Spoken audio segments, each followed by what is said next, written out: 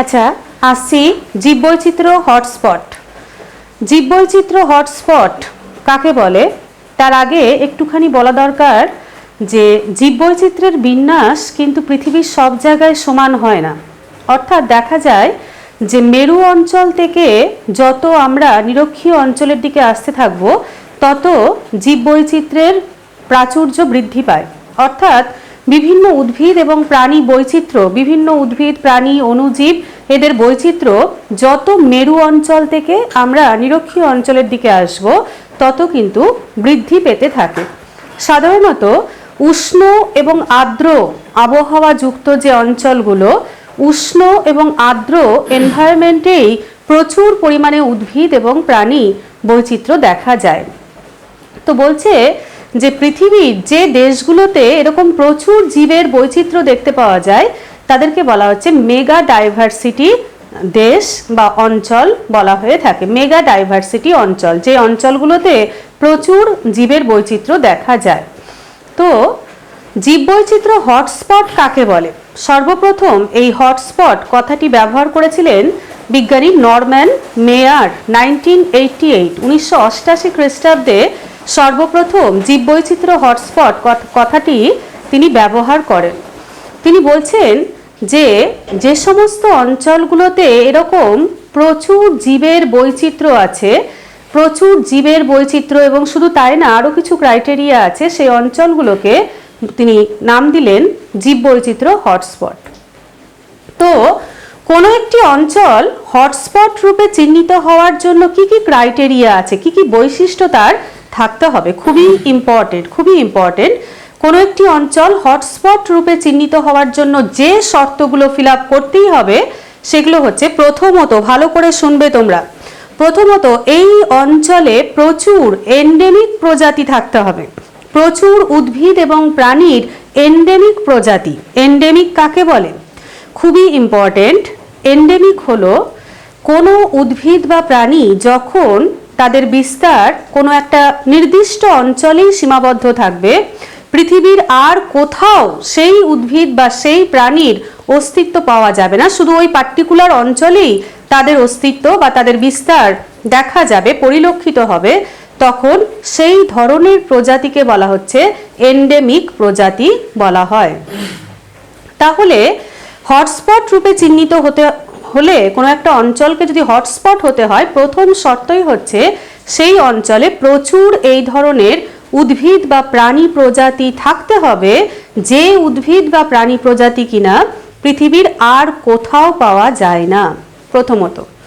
দ্বিতীয়ত হচ্ছে কোনো একটি অঞ্চল হটস্পট হতে হলে সেই অঞ্চলে প্রচুর এন্ডেঞ্জার্ড উদ্ভিদ ও প্রাণীও থাকতে হবে।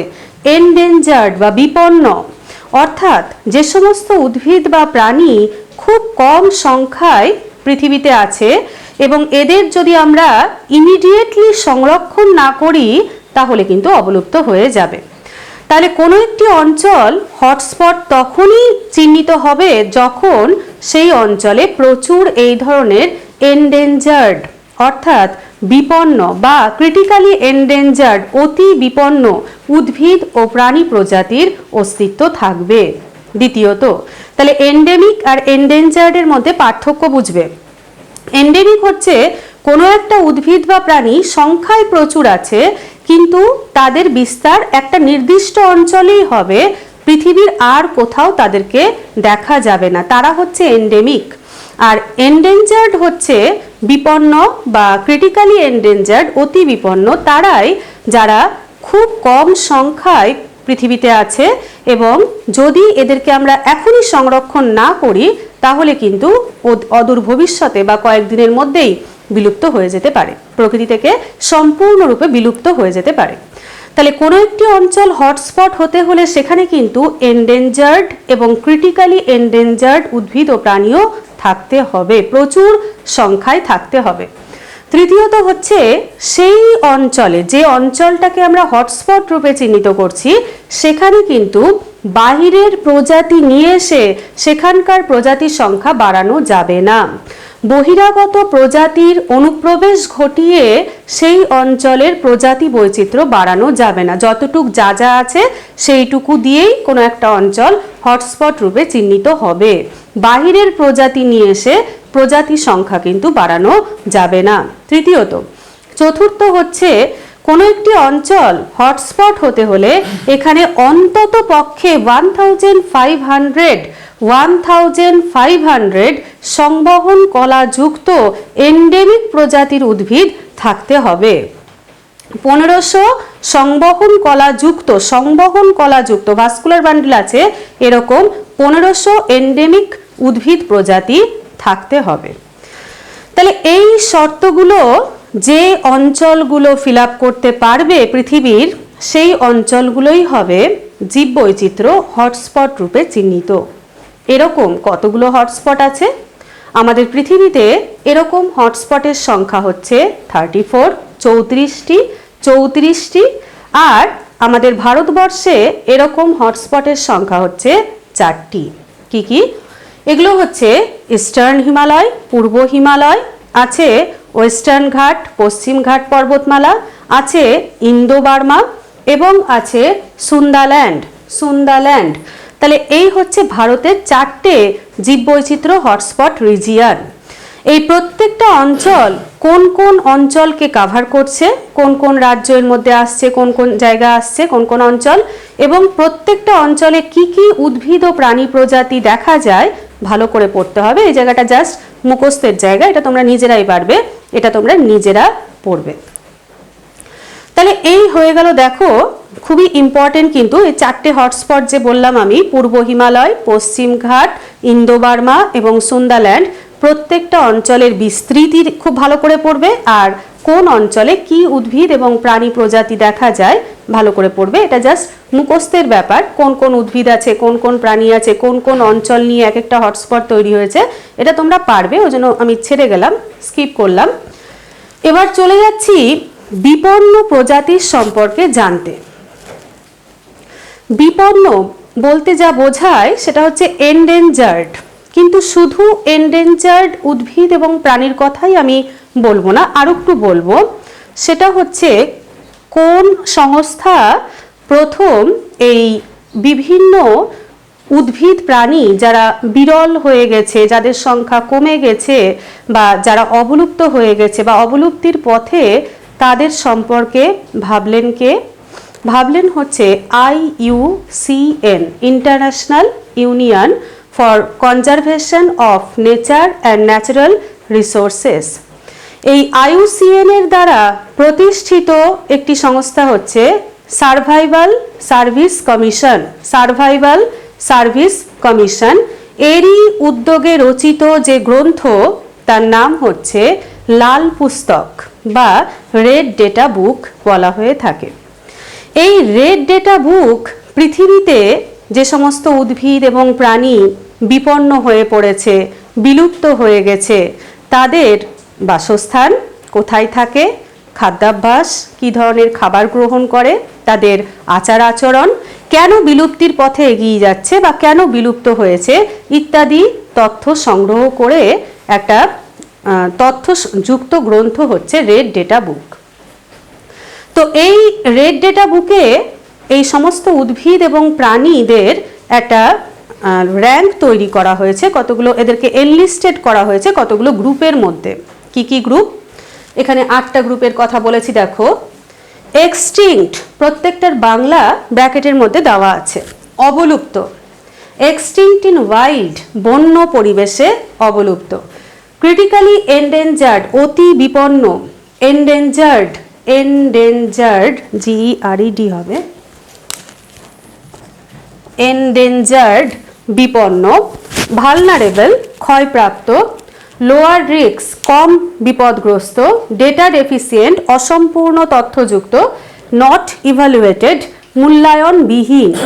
এই 8টি ভাগে ভাগ করেছেন বিভিন্ন উদ্ভিদ এবং প্রাণীকে, এনলিস্টেড করেছেন অর্থাৎ অন্তর্ভুক্ত করেছেন কতগুলো গ্রুপের মধ্যে বিভিন্ন উদ্ভিদ এবং প্রাণীকে। এক এক করে আলোচনা করি। প্রথমেই আসছি এক্সটিংক্ট। এক্সটিংক্ট কাকে বলছে? অবলুপ্ত অর্থাৎ যে সমস্ত উদ্ভিদ এবং প্রাণী প্রজাতির অস্তিত্ব আর আমাদের পৃথিবীতে নেই, যারা অবলুপ্ত হয়ে গেছে আমাদের পৃথিবী থেকে, এদেরকে বলা হচ্ছে অবলুপ্ত বা এক্সটিংক্ট। উদাহরণ কি হবে? প্রত্যেকটার যদি পারো দু একটা করে উদাহরণ জানবে। এর উদাহরণ হচ্ছে প্যাসেঞ্জার পায়রা হবে, ডোডো পাখি হবে। এরা জাভার, এটাকে বলা হচ্ছে তোমার জাভার একটা অ্যানিমেল আছে, আমি দেখে পরে জানাচ্ছি, হবে। তো এরা সবই হচ্ছে এক্সটিংক্টের মধ্যে যাবে। প্যাসেঞ্জার পায়রা আর কি বললাম, ডোডো পাখি ইত্যাদি, গোলাপি মাথা হাঁস ইত্যাদি হচ্ছে এক্সটিংক্টের মধ্যে যাবে, অবলুপ্ত হয়ে গেছে প্রকৃতি থেকে। এক্সটিংক্ট ইন ওয়াইল্ড অর্থাৎ যে সমস্ত উদ্ভিদ এবং প্রাণী বন্য পরিবেশ থেকে বিলুপ্ত হয়ে গেছে, অর্থাৎ যে পরিবেশে তারা ছিল সেই পরিবেশ থেকে কিন্তু অবলুপ্ত হয়ে গেছে, এদের কৃত্রিমভাবে সংরক্ষণ করা যেতে পারে বা করা হচ্ছে। উদাহরণ কি হবে? উদাহরণ হচ্ছে হাওয়াই দারকাক এই এক্সটিংক্ট ইন ওয়াইল্ডের উদাহরণের মধ্যে যাবে। অর্থাৎ এক্সটিংক্ট ইন ওয়াইল্ড অর্থাৎ বন্য পরিবেশে, নিজস্ব পরিবেশে এদেরকে আর খুঁজে পাওয়া যায় না, কৃত্রিমভাবে সংরক্ষণ করা হয়। ক্রিটিক্যালি এন্ডেঞ্জার্ড অতি বিপন্ন অর্থাৎ যে সমস্ত উদ্ভিদ এবং প্রাণী খুব অল্প সংখ্যায় আছে এবং এদেরকে যদি শীঘ্রই সংরক্ষণ করা না যায়, অতি তাড়াতাড়ি যদি আমরা সংরক্ষণ করতে না পারি, তাহলে কিন্তু খুব তাড়াতাড়ি এরা অবলুপ্ত হয়ে যাবে, খুব তাড়াতাড়ি কয়েক বছরের মধ্যেই অবলুপ্ত হয়ে যাবে। এদেরকে বলা হচ্ছে ক্রিটিক্যালি এন্ডেঞ্জার্ড অতি বিপন্ন, খুব অল্প সংখ্যায় বেঁচে আছে। উদাহরণ হচ্ছে উদ্ভিদের মধ্যে হতে পারে বারবেরিস হতে পারে, প্রাণীর মধ্যে হচ্ছে পিগমি শুকর হচ্ছে ক্রিটিক্যালি এন্ডেঞ্জার্ড উদ্ভিদ ও প্রাণীর উদাহরণ। একটা একটা করে বললাম। তোমাদের যেটা আছে ক্লাস 10-এর, সেটা হচ্ছে এন্ডেঞ্জার্ড বা বিপন্ন। যে সমস্ত উদ্ভিদ এবং প্রাণী প্রজাতির সংখ্যা অনেকটাই কমে গেছে এবং অদূর ভবিষ্যতে এরা অবলুপ্ত হয়ে যেতে পারে। ক্রিটিক্যালি এন্ডেঞ্জার্ডের মতো এত খারাপ অবস্থা না যে খুব কম সংখ্যায় আছে তা না, কিন্তু সংখ্যা অনেক কমে গেছে এবং এদের প্রতি যদি আমরা যত্নশীল না হই তাহলে এরা কিন্তু অবলুপ্ত হয়ে যেতে পারে। এদেরকে বলা হচ্ছে বিপন্ন বা এন্ডেঞ্জার্ড। খুব ভালো করে পড়বে। এটা উদ্ভিদের উদাহরণ কি হবে? উদ্ভিদের মধ্যে প্রচুর আছে, যেমন হতে পারে সূর্য শিশির, হতে পারে কলসপত্রী হতে পারে সর্পগন্ধা হতে পারে ঘৃতকুমারী ইত্যাদি হচ্ছে উদ্ভিদ এন্ডেঞ্জার্ড প্ল্যান্টের উদাহরণের মধ্যে যাবে। আরো প্রচুর আছে। আর প্রাণীদের মধ্যে কি হতে পারে? যেমন হতে পারে, লিখলাম না আমি আর, বাঘ, ভারতীয় বাঘ কিন্তু এটা, হ্যাঁ, ভারতীয় বাঘ হতে পারে, এশিয়ান সিংহ হতে পারে, স্যালামান্ডার হতে পারে, একশৃঙ্গ গন্ডার হতে পারে, নীলগাই হতে পারে, রেড পান্ডা। এরকম প্রচুর উদাহরণ আছে উদ্ভিদ এবং প্রাণীর মধ্যে। আবার বলছি, বিপন্ন বা এন্ডেঞ্জার্ড কাকে বলে? এরা সংখ্যায় অনেকটাই কমে গেছে, একেবারে ক্রিটিক্যালি এন্ডেঞ্জার্ডের মতো এদের অবস্থা না, তথাপি এদের সংখ্যা যথেষ্ট কম এবং ভালো করে সংরক্ষণ যদি আমরা না করি, যদি যত্নশীল না হই এদের প্রতি, তাহলে এরা কিন্তু অদূর ভবিষ্যতে অবলুপ্ত হয়ে যেতে পারে।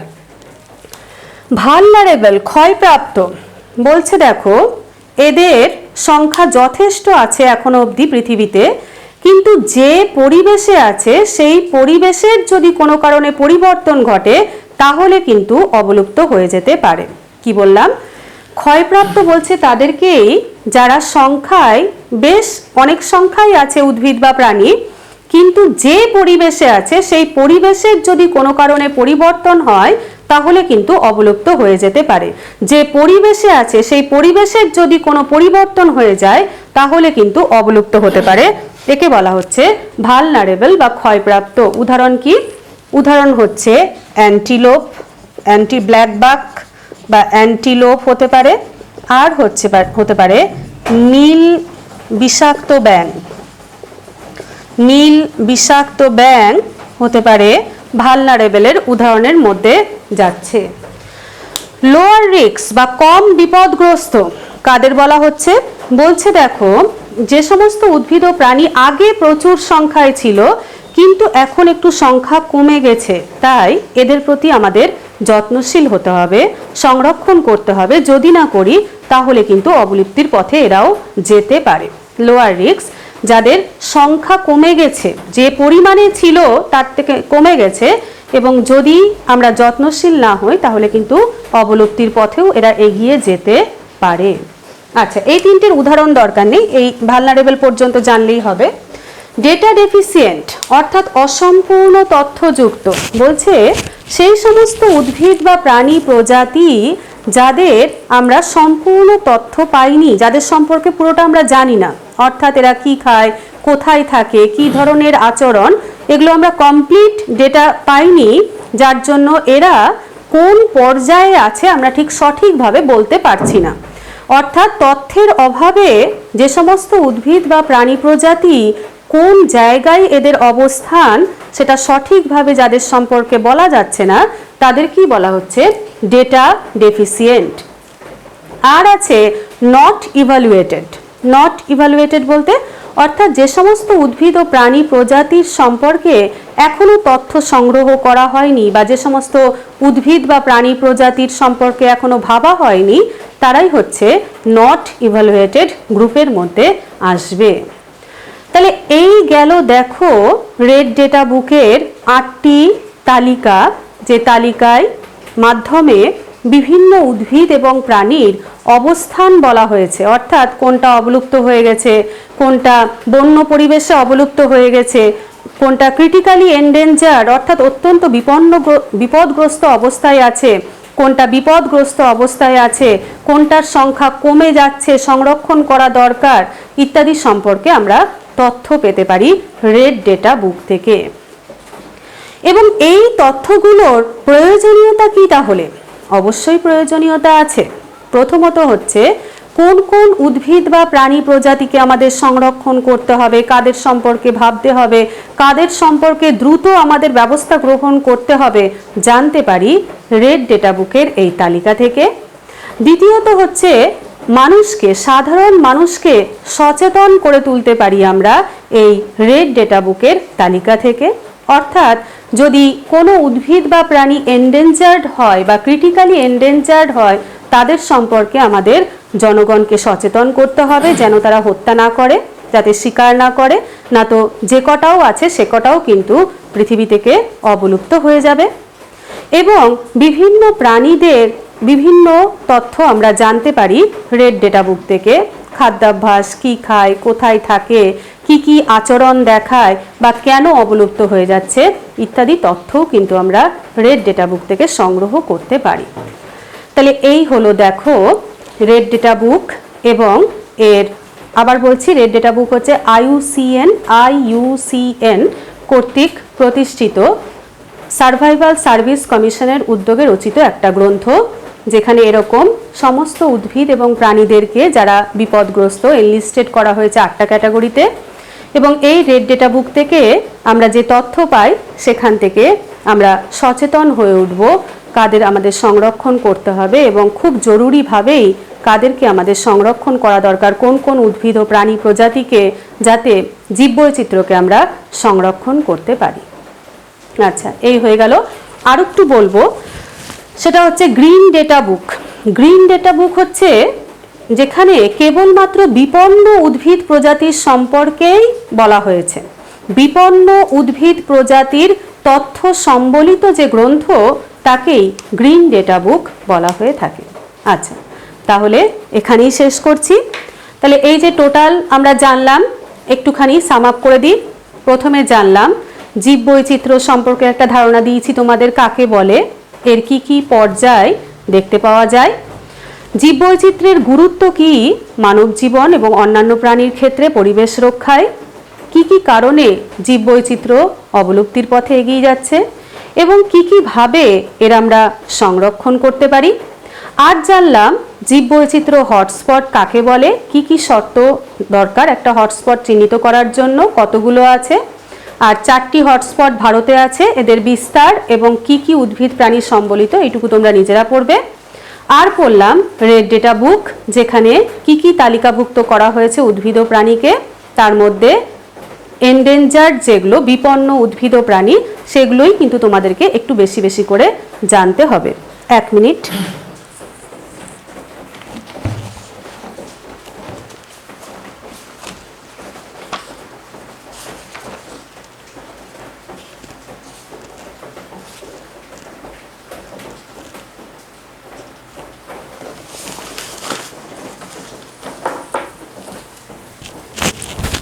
এক্সটিংক্ট অবলুপ্তগুলো হচ্ছে, আচ্ছা ওটা যেটা বলতে ভুলে গেছিলাম সেটা হচ্ছে জাভার বাঘ। জাভার বাঘ এটাও কিন্তু একটা এক্সটিংক্ট অ্যানিমেল, অর্থাৎ পৃথিবীতে এর অস্তিত্ব এখন নেই, জাভার বাঘ।